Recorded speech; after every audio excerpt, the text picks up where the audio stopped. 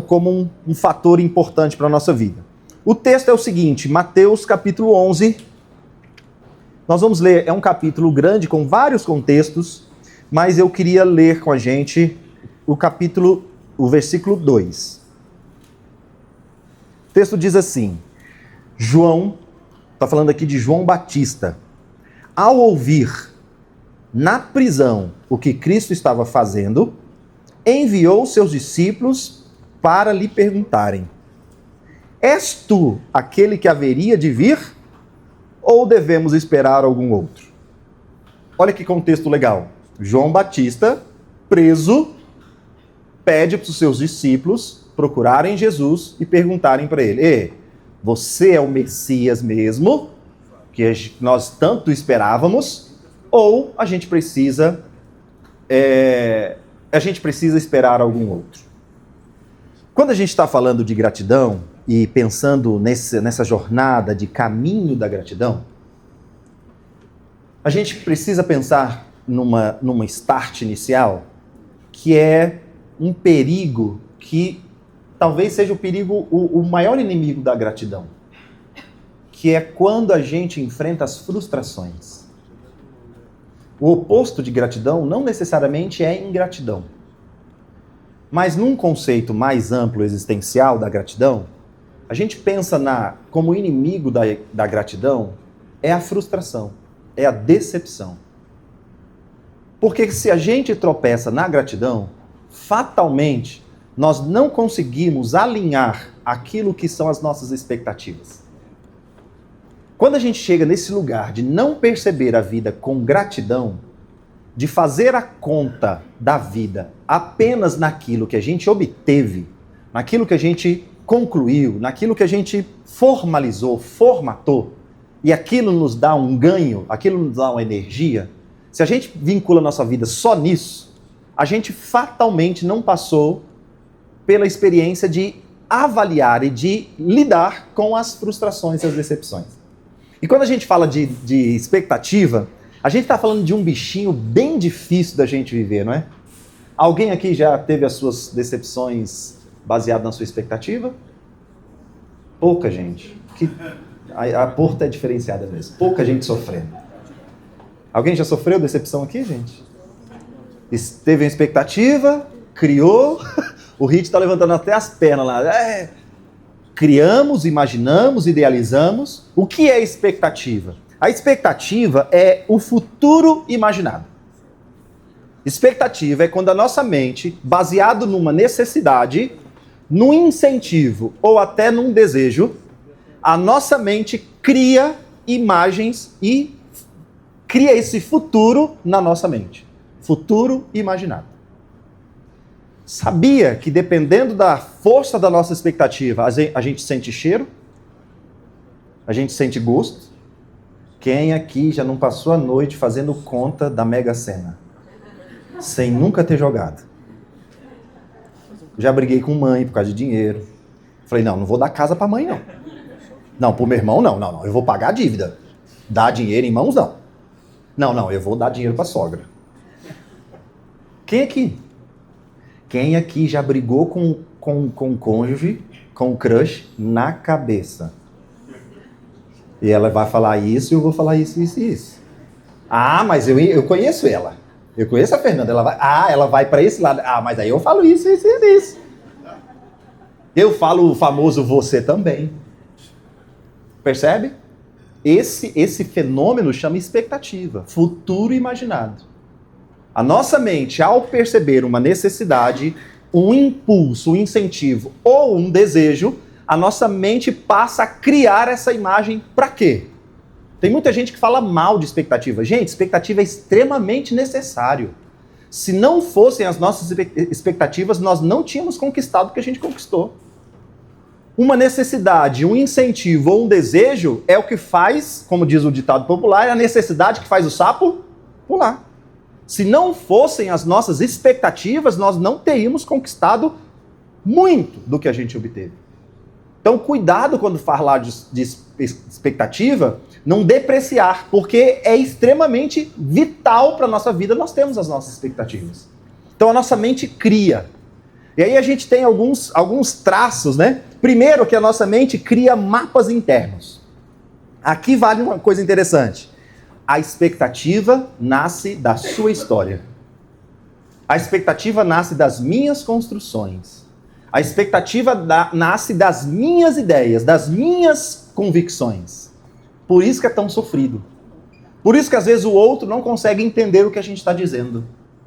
Porque a gente está falando daquilo que é o nosso desejo, daquilo que é a nossa necessidade, ou o nosso impulso, baseado em quê? Nas construções que são peculiares. Falar sobre alguma coisa com um cônjuge e o outro não entender, é óbvio que ele não vai entender de fato, de verdade e às vezes rápido. Porque as nossas expectativas têm a ver com as nossas construções pessoais. Eu falar para Fernanda que eu quero um prato de comida, que eu quero comer algo, ela falar para mim que quer sair, essa fala, essa expectativa tem o que nela? A minha construção do que é comer. A construção dela do que é sair. Quando você imagina alguma coisa, você imagina a partir da sua própria construção, que às vezes a gente nem sabe como é. Se eu falar lá em casa, eu estou com vontade de almoçar em casa hoje. Eu preciso entender que almoçar em casa para mim hoje tem um contexto todo especial para mim. Lá em casa, como que a gente comia, falava comer em casa?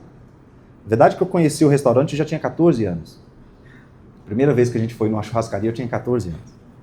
Ou seja, a gente sempre comia em casa. Como que era a comida lá em casa? Papai, mamãe, cada um no seu lugar. Cada um, nós quatro lá em casa, cada um tinha seu lugar, seu pedaço de frango. Cada um tinha o seu dia de orar. Tinha uma cerimônia. Cada um, todo dia, almoço, papai e mamãe sentados à mesa. Então, quando fala comer para mim, qual a ideia de comer em família? A mesa. Se você me chamar para comer em família, eu não vou pensar num shopping e nem na melhor churrascaria. Eu vou pensar lá em casa, sentados à mesa, com a panela em cima da mesa, que é para nem esfriar a comida. Meu pai não gostava nem de colocar comida na travessa bonitinha. Era nas panelas pretinhas mesmo. As panelas de 36 anos, que minha mãe falava que era nova. Joga fora não, ainda está servindo. Percebe, gente? Então se você me fala assim, Mairo, vamos almoçar domingo? A minha mente vai me levar para onde? Para casa, para mesa. E você pode estar querendo me levar para uma churrascaria. Eu não vou ficar triste. Mas o meu cérebro vai entrar num choque. Porque a minha construção de comer é nesse ambiente. Faz sentido, gente? Se você falar para alguém assim, vou te dar um presente. Essa pessoa vai avaliar o seu presente nesse primeiro momento baseado em quê? Na construção do que é presente para ela. Para algumas pessoas, se você passar num mercado, comprar uma suculenta de R$ 1,99, escrever um bilhetinho e entregar, tá certo. Faz isso com outra pessoa para você ver. É isso? Essa semana eu fiquei assim pensando na Fernanda. Eu dei um presente para ela caríssimo. Dei um susto na minha pobreza. Dei um susto. Cara, e é tão legal isso que ela falou assim, amor, sabe o que eu mais gostei? O bilhetinho. Que broxante. Então me dá o presente. Por quê? Porque na construção dela existe o quê? E ela diz, não se dá presente sem o bilhete. Pode ser um apartamento, mas tem que ter um bilhete. E eu escrevi um bilhete num rascunho de um bloquinho que eu tenho com a caneta Bic. Que não dá pra ler. E eu coloquei uma letra feia e eu coloquei o bilhetinho num envelope reutilizado. Aí você imagina, mas na construção dela, qual é mais importante? Faz sentido? Às vezes a gente chega com um brinco, a pessoa valoriza o quê? O bilhete, valoriza a florzinha que você leva lá no jardim. Ou seja, tá vendo? As nossas expectativas têm a ver com a gente, com as nossas construções. O segundo lugar da expectativa, e por isso às vezes nos fere tanto, é que a expectativa, a partir desse caminho que o meu cérebro cria, a gente chega num lugar chamado viés de confirmação. Você vai entender viés de confirmação no seguinte exemplo. Você decidiu comprar um carro. E você fala assim, vou comprar um Fusca. Quantos Fuscas você viu na rua essa semana? Praticamente nenhum. Mas se você decidir hoje à noite, passar o dia pensando, cara, que carro que eu vou comprar? Ah não, eu fui criado num Fusca. Eu quero comprar um Fusca para homenagear meus pais. Amanhã, segunda-feira e durante a semana você vai ver o que na rua? Provavelmente você vai ver alguns Fuscas. Se você trabalha em escola, você anda na rua vendo o quê? Escolas. Se você trabalha em farmácia, você anda na rua vendo farmácias. Se você é pastor de igreja, você anda na rua vendo igreja. Se você é da pizza, você anda na rua vendo pizza. Nosso cérebro busca fora aquilo que ele confirmou interno. Com a forma de quê? De trazer segurança para aquilo que eu decidi. Se os seus olhos forem bons, todo o seu interior será luz. Se os seus olhos forem maus, quão densas trevas o seu interior será? Se você trabalha em banco, você fica vendo banco o tempo todo. Lá na praia você vê banco. Percebeu? Professor vê o que na rua? Aluno. Tia! Menino não pode chamar pai com filho pequeno. Olha lá, tem papai e mamãe ele com filho pequeno. Um menino chora no shopping, você pensa que é quem? O seu. Por quê, gente? Porque o nosso cérebro busca fora confirmar aquilo que ele decidiu. Ninguém anda olhando pituca de cigarro no chão, a não ser que você fume. A não ser que você tenha experiência próxima com o tabagismo. Porque o nosso cérebro cria confirmação fora. Se você falar assim, estou precisando comprar um tênis novo, o que você vai ver na vitrine? Só tênis, o que você quer. E aí agora a gente tem o algoritmo, né? Algoritmo nada mais é do que a reprodução da vida, tá, gente? A gente tem um algoritmo natural, chamado viés de confirmação. Depois, a nossa mente vai criar, depois dos mapas, depois do viés de confirmação, a nossa vida vai criar... Ah, não, deixa eu voltar no viés de confirmação. Um dia uma colega minha falou assim, Maio, eu tô tão carente que bom dia de Uber para mim é pedido de casamento. Meu Deus. Poxa, tá querendo casar, tá querendo se relacionar. Então qualquer um que sorri é o quê? Pedido de casamento.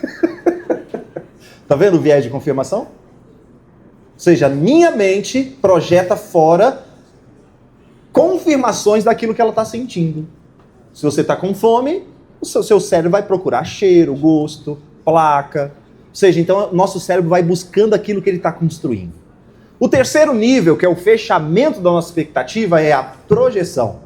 Aí, meu irmão, a projeção não é mais só a visualização, já é o romance. Aí você abraça aquilo. Olha, o Uber me deu bom dia. Olha, ele é bonito. Deve ser rico. Trabalha de Uber. Que dia. Percebe? Aí a gente vai, ó, alimentando. Aí a projeção já é o romance com aquilo que a gente está idealizando. Aí a gente já briga, a gente já conversa, a gente já guarda dinheiro, a gente já sente o gosto da água da praia, a gente já sente o calorzinho de Caldas Novas, a gente já sente todas as emoções como se a gente estivesse visualizando e vivendo aquele lugar. Se eu falar aqui cafezinho quente, se alguém gosta de café aqui, já salivou. Porque o nosso cérebro não sabe o que é real e o que é imaginário. Se eu falar café para você e você tiver com vontade de tomar café, o seu cérebro vai te preparar para tomar o café. Alguém já sonhou aqui sentindo o cheiro? Sentindo o gosto? Já imaginou e ficou nervoso? Já imaginou e ficou o coração acelerado? É a projeção. Aí a gente já projeta. Fulano tá fazendo isso mesmo. E tá mesmo, olha lá, ó. Tá vestido assim, tá falado assim. Olha o que ele fez ontem. Aí a gente começa. Meu chefe tá me perseguindo. Ó, pra você ver, ontem ele nem deu bom dia. Aí, tadinho, o bicho tá gripado. Tem nada a ver com você. Mania de perseguição, já viu aquela pessoa? Todo mundo persegue? Aí já é a projeção. A projeção já é assim, o romance com a ideia. A expectativa é o amor, é a vida imaginada. A expectativa é um rascunho que ainda não conheceu a realidade. Mais uma vez, nós não estamos falando mal da expectativa. A expectativa é extremamente importante. Quando a expectativa, então, se transforma em frustração, em decepção, em dor? Quando aquilo que foi imaginado, aquilo que foi idealizado, aquilo que foi projetado, aquilo que foi romanceado, encontra a realidade. O que é a realidade? Se a projeção é o futuro imaginado, a realidade é a única coisa que a gente tem. Se chama presente. Então você passou a semana inteira idealizando, projetando, abraçando uma sexta-feira de love. Love's in the air. Sexta-feira minha mulher vai saber o que é love. Aí você chega em casa na sexta-feira, ela tá com a camiseta do Roriz, com aquelas berinjelas no olho. Para onde vai essa expectativa? Encontra uma realidade. É toda a realidade? Não. Uma realidade que não coaduna, que não combina, que não corresponde com aquilo que se criou. Quando a expectativa encontra uma realidade propícia, sucesso. Mas e quando essa expectativa, que passou pelas suas construções pessoais, procurou vieses de confirmação, projetou, alimentou, gerou sentimento, gerou sensação, encontra algo que não corresponde? Aí a gente entra num campo chamado frustração, decepção. Alguém já? Alguém já, gente? Tá lembrando aí das suas decepções? Realidade, se o passado é a reconstrução e o futuro é a projeção, o presente é a percepção. A gente só tem o presente. A gente só tem o presente. Quando o exato momento em que a gente coloca a nossa expectativa, se naquele exato momento tem uma realidade propícia, alegria, sucesso, graças a Deus, céu. Quando a gente alimenta e a realidade não consegue suprir, por qualquer que seja o fator, a gente entra numa deprê. A gente entra numa frustração. A gente entra num lugar de extremamente incômodo. A primeira reação quando a gente tem nesses problemas, nesse lugar, o primeiro é um desconforto. Poxa, eu achei que seria. Eu pensei que fosse. Eu pensei que daria. Poxa, na minha cabeça eu até idealizei tudo, tá tudo certo para mim. O segundo lugar, além do conforto, é a irritação, é a frustração, é a decepção, é a insegurança. Poxa, como assim? Eu só tinha essa opção. Eu fiquei pensando exatamente nisso. Poxa, não deu. E geralmente, quando a gente tem uma expectativa muito avançada, a gente não pensa num plano B. Mas pode ser que não... Não, a gente elabora, a gente projeta, a gente abraça e é isso. E é isso que vai dar. E a gente entra, então, numa irritação. O terceiro estágio dessa frustração é a gente se sente ameaçado, a gente entra numa defesa. A gente retrai, retoma, a gente se fecha, a gente entra numa crítica, a gente entra num silêncio, entra numa retirada, entra ou então numa explosão. Porque a gente quer, na verdade, aquilo. Percebe, gente, como que a nossa mente funciona? Tá pensando aí nas suas frustrações? É um filho que não lavou a louça. É um cônjuge que esqueceu a data. É um amigo que deu um bolo. É o salário que não saiu no dia que você estava projetando. É o desemprego. É a sexta-feira que não rolou aquilo que você imaginava. As decepções em relação à realidade e expectativa, elas são variadas na vida. Variadas, inúmeras, incontáveis. Não tem como a gente contar. Mas agora, o que eu queria compartilhar com a gente... mais uma vez, outra coisa. A realidade também não é um problema. Porque muita gente, às vezes, de tanto enfrentar essas frustrações e decepções, começa a falar mal da realidade. Minha vida... lá em casa, Não, gente. A realidade também é extremamente importante. E se a gente contar, muito do que a gente já conquistou foi porque a expectativa se conectou com a realidade e fluiu. Então, muita coisa fluiu na nossa vida. Muita coisa fluiu. Então, não é depreciar nem a expectativa, porque é a expectativa que nos move, e nem depreciar a realidade, porque ela não é contra nós. Mas eu queria conversar com a gente hoje, e até voltando para esse texto que a gente conversou, quando a expectativa não é só apenas pautada nas trivialidades da vida. E quando as nossas expectativas são frustradas, e são expectativas de vida. Expectativas não de uma sexta-feira bacana, não de um salário no início do mês, não de um presente, não de umas férias. Mas e quando as expectativas frustradas correspondem aos nossos planos de vida?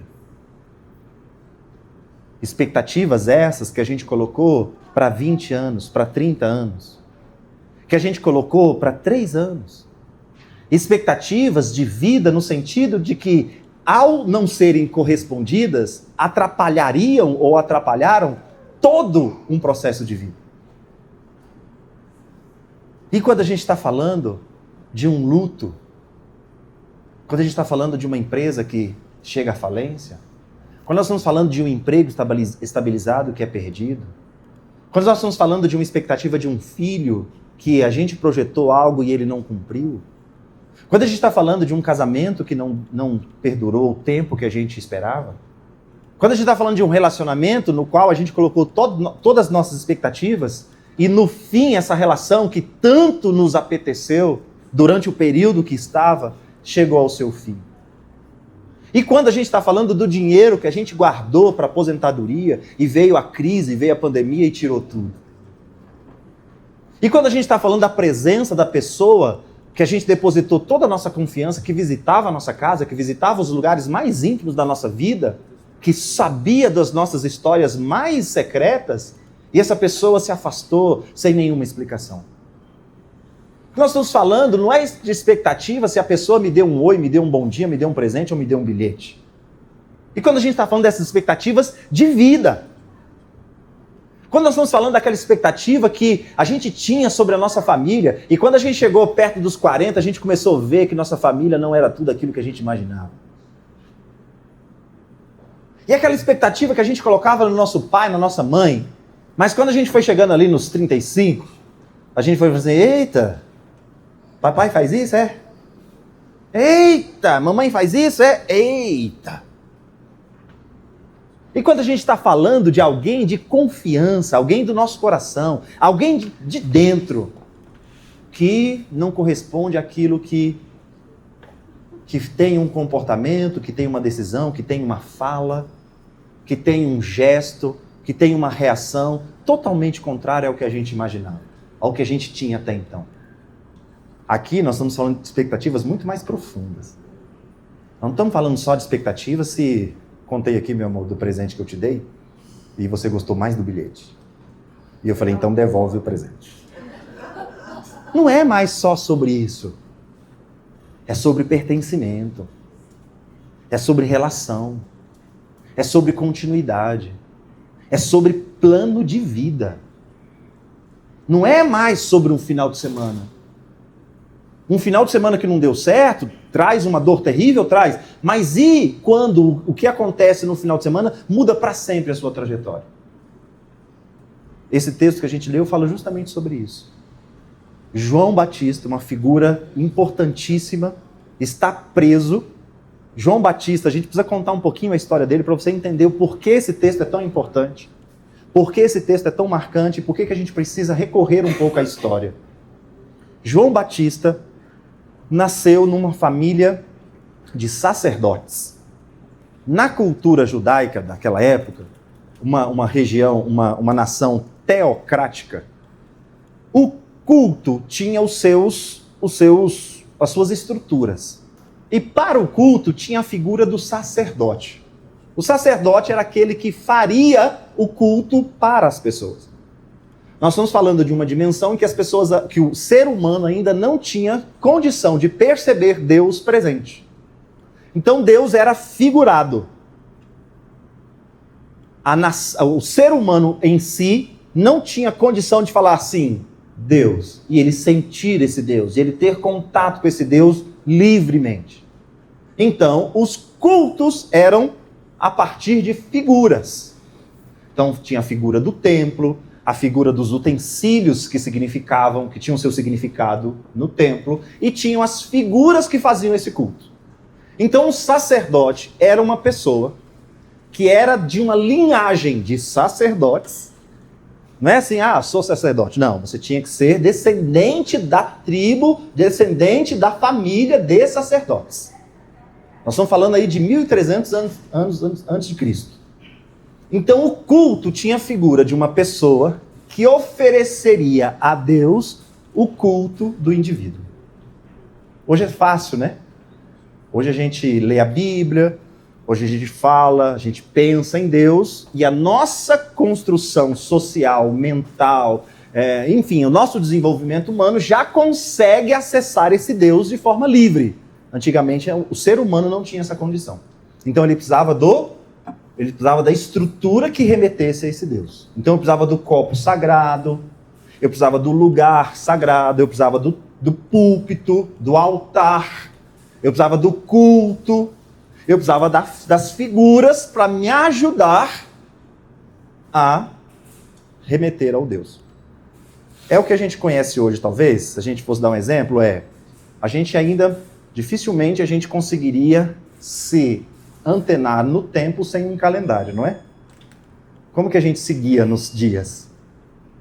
A gente não consegue, a nossa dimensão de tempo ainda é extremamente reduzida. Para isso a gente precisa de uma figura, de um calendário. Então a gente vai olhando o calendário e vai se remetendo ao tempo. O culto, nesse contexto, era assim. O culto era extremamente figurado em situações, em lugares, em objetos, para remeter ao Deus. Sacerdote, então, era um homem consagrado, santo, de linhagem, que ajudava as pessoas a fazer o culto. João Batista é descendente dessa família. E o João Batista é o último antes de Jesus. O último. João Batista aparece depois de 400 anos de silêncio. Deus não falou mais com Israel por 400 anos.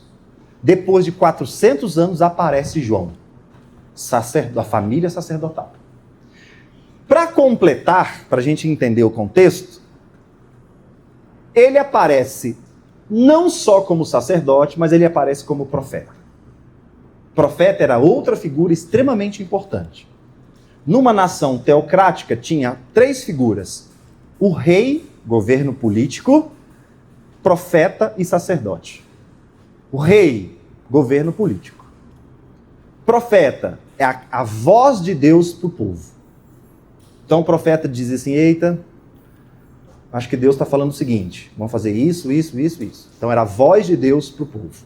E o sacerdote? A voz do povo para Deus. João Batista aparece agora como profeta. E ele começa a anunciar: ei, está chegando o Messias. Aquilo que desde Gênesis capítulo 3 se profetizou que surgiria o Salvador. João Batista é o último da linhagem antes de Jesus. Olha isso, gente. Mais de 1.200 anos pregando sobre a chegada de Jesus. E João Batista é o último antes de Jesus. Conseguiram perceber? É muita informação, né? E às vezes talvez a gente não tenha lido a Bíblia nesse cenário, fica difícil a gente entender. Mas imagina, João Batista recebeu uma mensagem e uma expectativa de mais de 1.200 anos de tradição. Vai chegar alguém muito doido. Vai chegar o Salvador do mundo.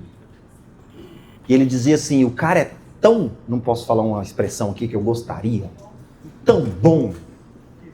O cara é tão bom que eu não vou ser digno nem de amarrar o cadastro do sapato dele. De tão forte que ele vai ser.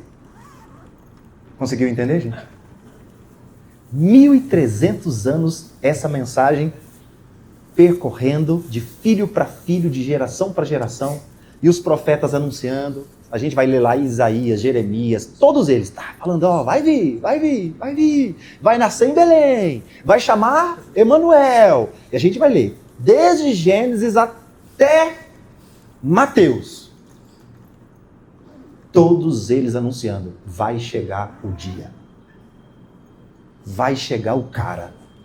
E eles não eram pessoas comuns igual a nós, não. Eles tinham lugar especial, roupa especial, poder especial, acesso especial. Então eram pessoas que se dedicavam 100% exclusivamente a esse ofício. Isabel, mãe de João Batista, encontrou Maria, mãe de Jesus. A história diz que eles eram meio parentes. Jesus e João Batista eram meio primos. E olha só, chega Jesus. Se apresenta para quem? João Batista. João Batista batiza Jesus. Aí João Batista assim, caraca, e agora, moleque? João Batista vê Jesus saindo da água e o Espírito Santo em formato de pomba descendo sobre ele, e ele ouve a voz do céu. Este é o meu filho amado, em quem eu tenho todo o prazer. João Batista pira, fala assim, é agora, é nós.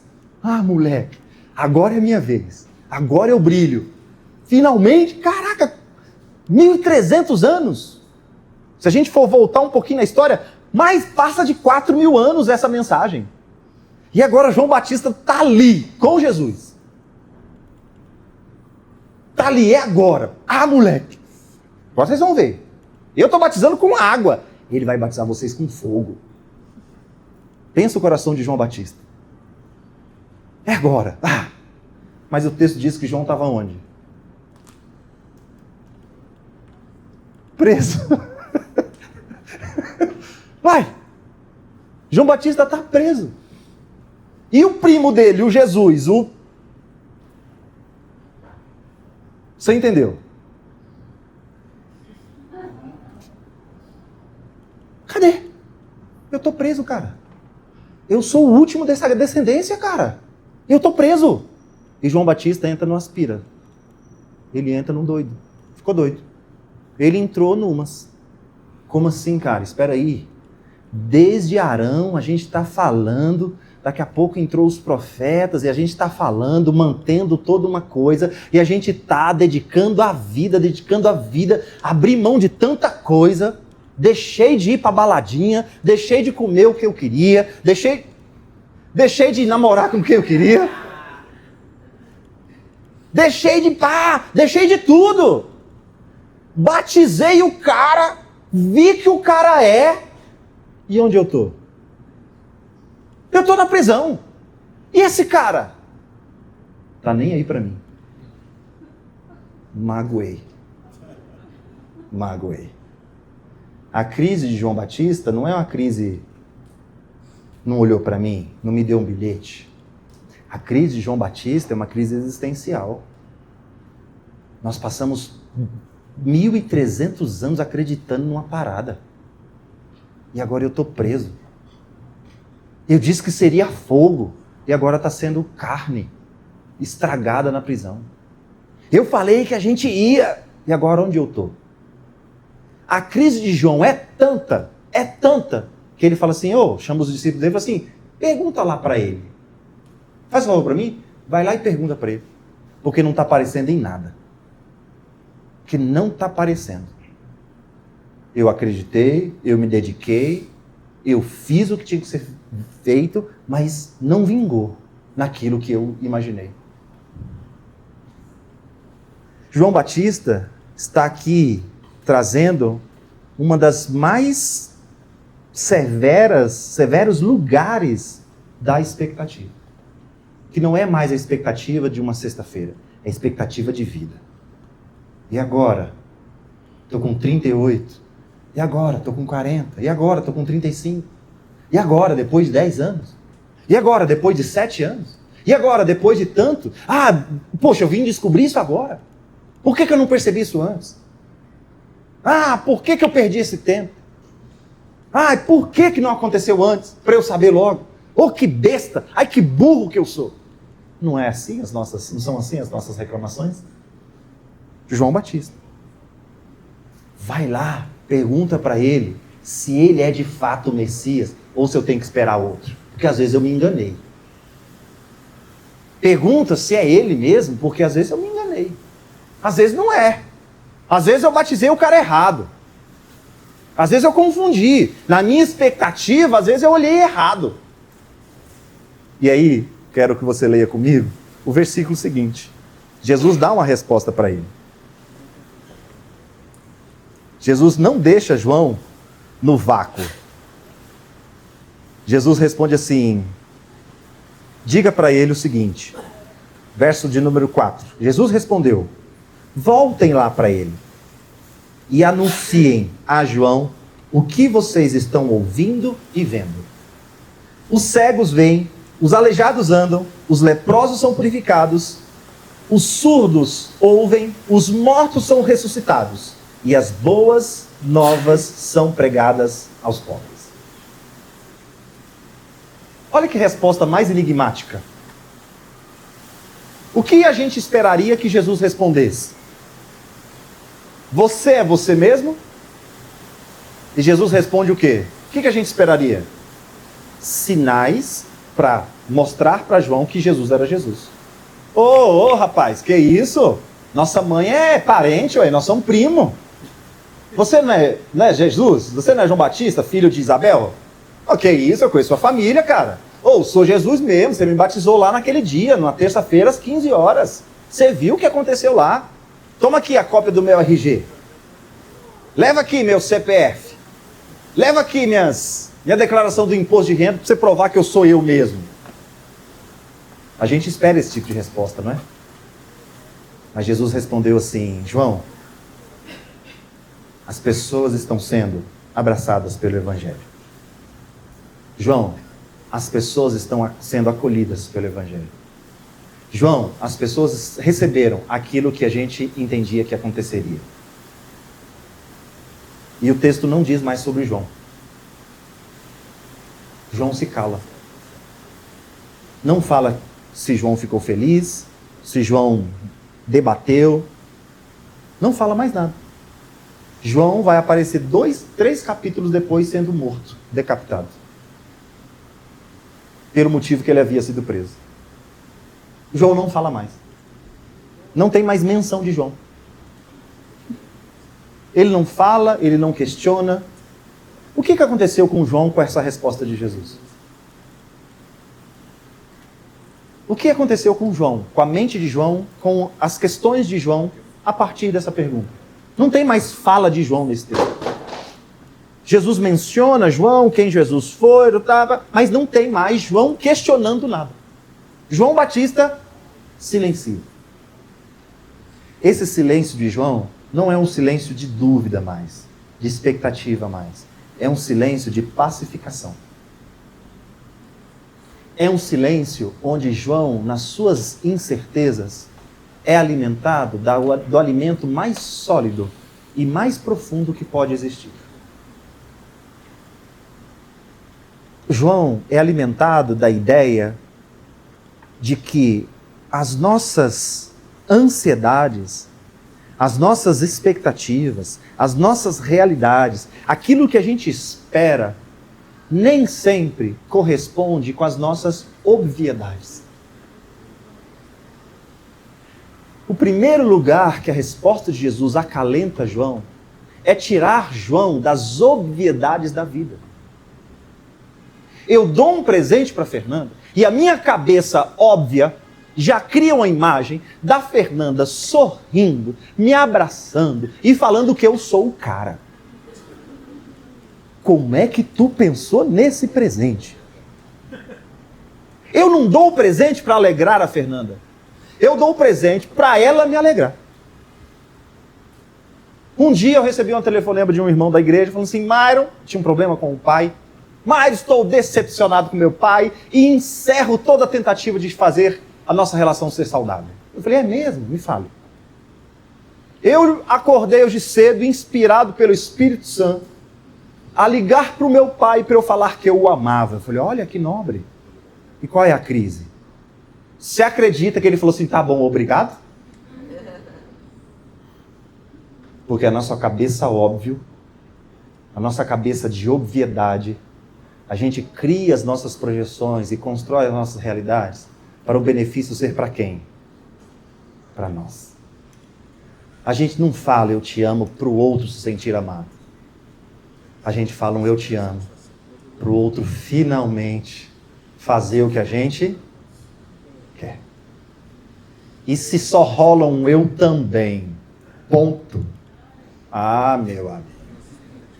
Se rola um joinha no WhatsApp, se rola só uma curtidinha daquele coraçãozinho, ah, meu amigo. Eu espero um eu te amo também, amor da minha vida, meu tudão. Fica a dica. Eu mando um eu te amo, mas lá no meu coração estou esperando o quê? Hoje tem. Não, cara, eu só quero falar que eu amo. A gente cria os nossos filhos pra quê? Fala, Deus, quer desabafar, mano? Tá aí, né? Aproveita que ela tá aí do seu lado. Sessão de casal depois. A nossa mente é óbvia. João Batista esperava o que de Jesus? Uma resposta óbvia. João Batista, sou eu sim. Olha aqui os sinais. Olha aqui. Olha aqui quem eu sou. A gente está aprendendo na resposta de Jesus e no silêncio de João a sair das nossas obviedades. João, você anunciou tudo isso. Não foi isso que você falou, João? Você falou que eu viria. Não foi isso que Isaías, Jeremias, não foi isso que todos os profetas anunciaram? Que chegaria, que eu chegaria. Então por que você está pensando dessa mente óbvia? Por que você ainda está projetando uma resposta que acalente os seus anseios? Porque o fato de você não estar nesse lugar, de acordo com a sua resposta óbvia, te tira do prumo. João Batista está perguntando uma coisa e Jesus está completando. A gente acha que Jesus está fugindo da resposta. Não, Jesus está dando a resposta mais completa.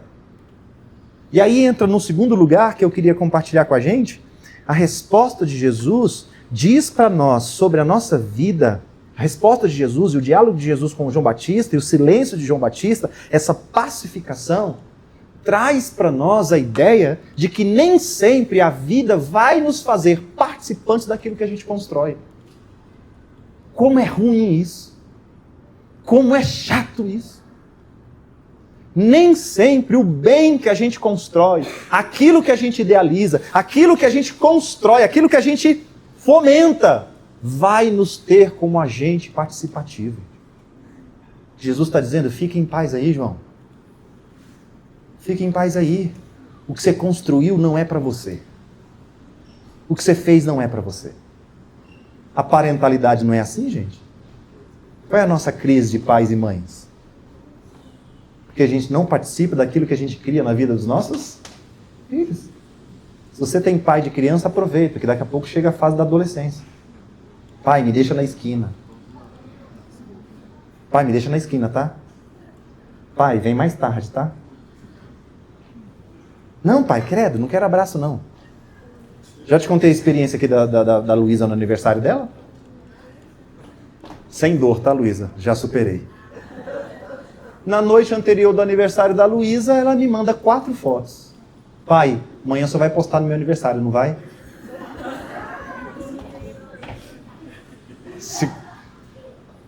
Vou, minha filha, claro, te amo, seu aniversário é amanhã. Então posta uma dessas 4. Aí eu falei assim, quem manda sou eu. Que obviedade é essa? Eu quero participar dessa parada aí, rapaz, não é tu que manda não. No outro dia postei uma foto que eu gostei. Repostou? Eu falei, é uma dessas. Nosso coração, que quer participar da nossa forma, se sente como?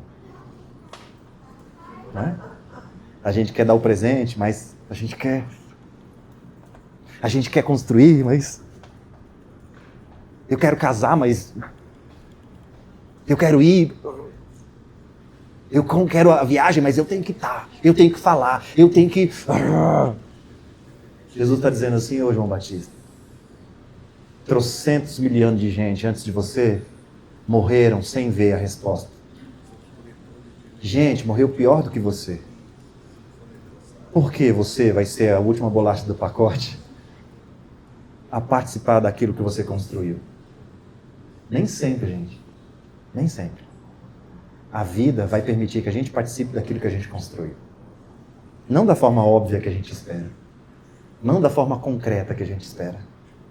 Muita coisa vai passar por nós apenas fazendo com que a gente seja o instrumento daquilo. Tem muita coisa que a gente construiu que vai nascer depois de 20 anos que a gente falecer. Então por que essa obviedade e esse controle existencial de que se não tiver às minhas vistas, o propósito não foi alcançado? O silêncio de João representa isso. João, olha aqui, ó.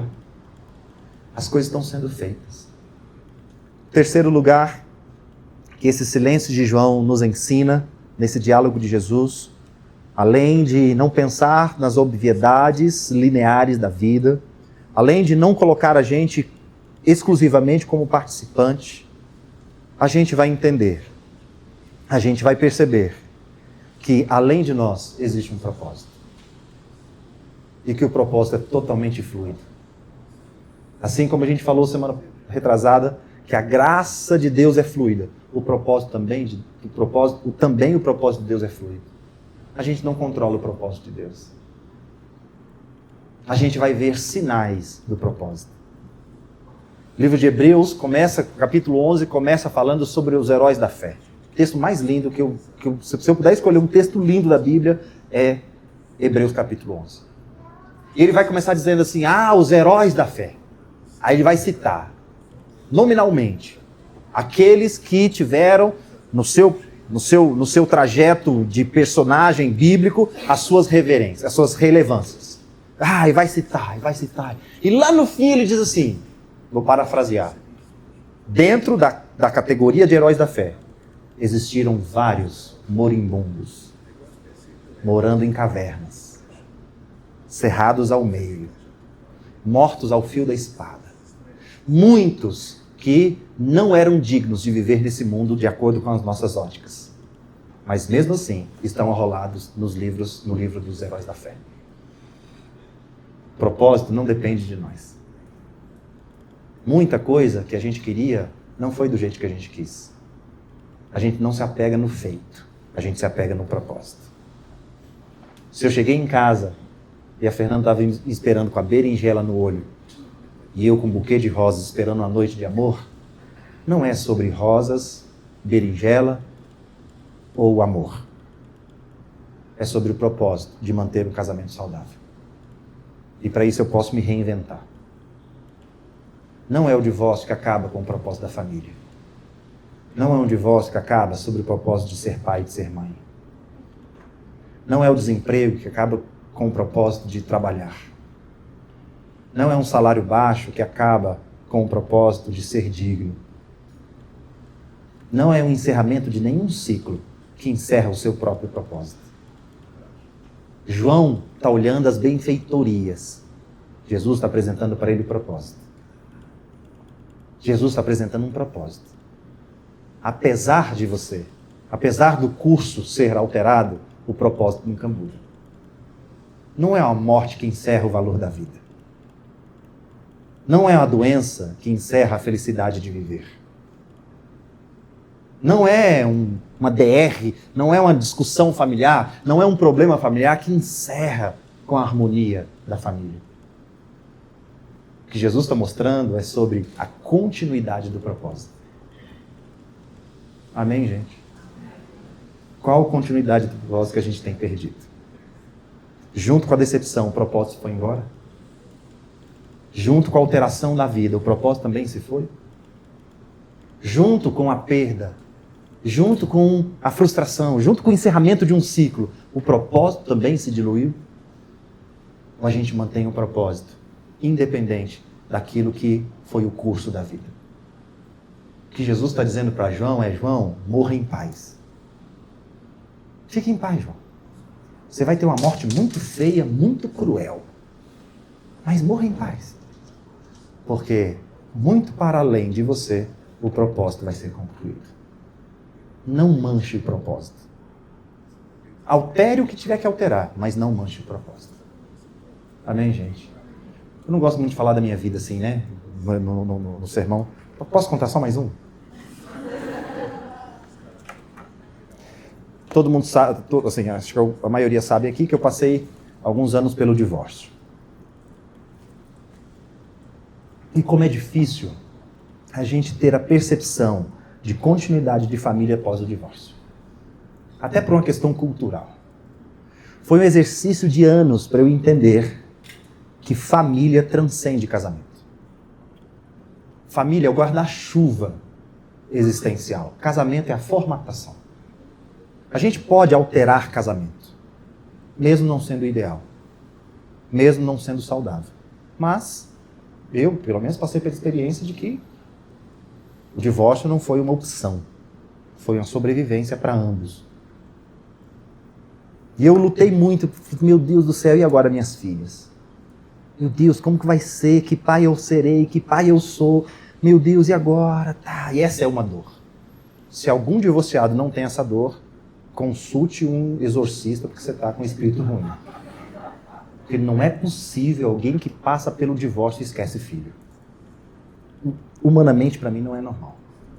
Se algum passou, pode, não é nem terapia não, aqui é pesado. E aí a vida traz alguns sinais. A vida vai trazendo alguns sinais. Ontem a gente foi fazer um churrasquinho lá em casa e a opção era eu e as meninas lá em casa, nós lá em casa. Aí a gente já convidou 2 agregados. Tamo lá. E encerramos a cota, porque é um dia de descanso. A Luísa vai sair na vizinhança e daqui a pouco ela volta. Pai, chamei tio Marlon, tia Mari, tia Áquila. Chamou-se em geral. E aí a Áquila falou uma frase, falou assim: Mairo, ela é sua filha mesmo.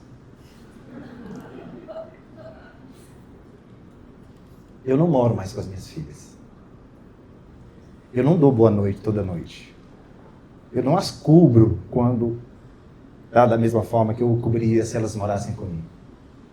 Eu não acompanho elas na escola como se eu estivesse morando na mesma casa. Quem é divorciado aqui sabe. Por mais que você se esforce, você rompe um pouco. Mas sabe o que me alegrou ontem?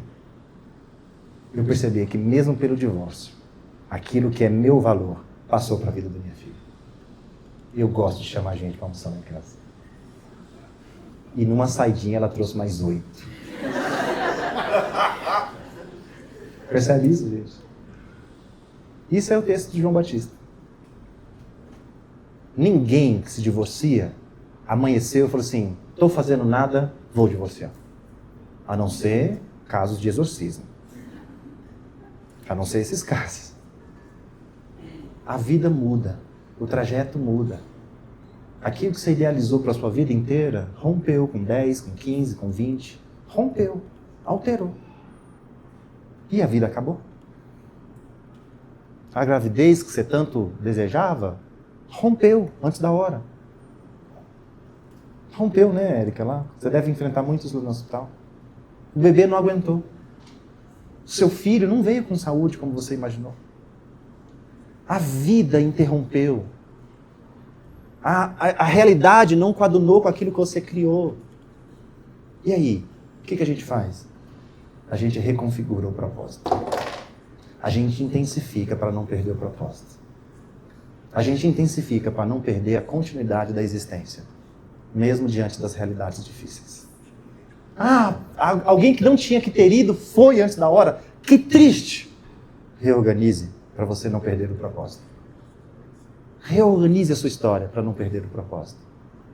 E veja que a vida tem trazido sinais, tem mostrado sinais de que o propósito existe na nossa história. Amém? Vamos orar? Ceia de novo. Alguém perguntou assim, vamos cear 2 vezes. Agora não é 2 vezes ao mês. Vamos orar nesse sentido? Qual a expectativa de vida aí que a vida interrompeu? Qual o acontecimento que surgiu e alterou a rota? Saia da obviedade. Procure as respostas abstratas. Procure o silêncio, a reflexão. Entenda que a vida traz para nós que nem sempre aquilo que a gente vive, a gente vai participar dela. E entenda também que as situações mudam, mas o propósito continua. Reorganize a sua vida, reorganize a sua rotina, reorganize a sua grana, reorganize a sua mente, as suas emoções, para que o propósito continue, a despeito das circunstâncias. Você não deixou de ser pai, não deixou de ser mãe, não deixou de ser ser humano, não deixou de ser nada, absolutamente nada. Alguém uma vez disse para mim assim, nossa, eu perdi minha identidade. Identidade não se perde. Identidade só se reencontra. Ela está lá do jeitinho que Deus criou. Os entulhos estão em cima, mas a identidade está lá. Então que história é essa que a vida muda a gente? Não, a vida não muda nada, não. A gente só resgata aquilo que Deus criou. Está lá no fundinho que Deus trouxe à tona. Pai, muito obrigado por nós estarmos aqui. Obrigado pela tua palavra. Obrigado pela história de João Batista, que 2000 anos depois a gente está aqui relembrando a história dele, os diálogos dele com o Senhor. Ajuda a gente a, nesse mês de dezembro, encontrar o caminho da gratidão. E o caminho da gratidão começa com a gente reorganizar as nossas expectativas de vida. Tanta coisa passou, tanta coisa passa por nós e nos dá a sensação de que a vida teve o seu curso interrompido pelas alterações, pelas mudanças, Deus, pelas dissonâncias, Deus, por aquilo que não se completou. E às vezes a gente quer mudar a vida inteira, quer refazer, achando que aquilo tudo é desperdício de tempo. Deus, quantas vezes nosso coração chorou achando que o tempo que a gente se dedicou foi em vão. O que a gente construiu, ruiu. O que a gente implementou, não viabilizou. O dinheiro, o esforço, o investimento que a gente dedicou, foi em vão, evaporou. Deus, e esse diálogo de Jesus com João Batista nos ensina o contrário. Abra nossa mente para a gente sair da obviedade. Abra nossa mente para a gente não se colocar nesse lugar de controle, de achar que tudo que acontece tem que ter a gente como a gente. Não, as coisas vão fluírem. E permita a gente ver que, a despeito das alterações e mudanças da vida, o propósito continua vivo. O propósito continua borbulhando. O propósito ainda continua podendo ser visto, visualizado e desfrutado. É o que nós te pedimos nessa manhã, Pai. No nome de Jesus. Amém. Vamos participar da ceia?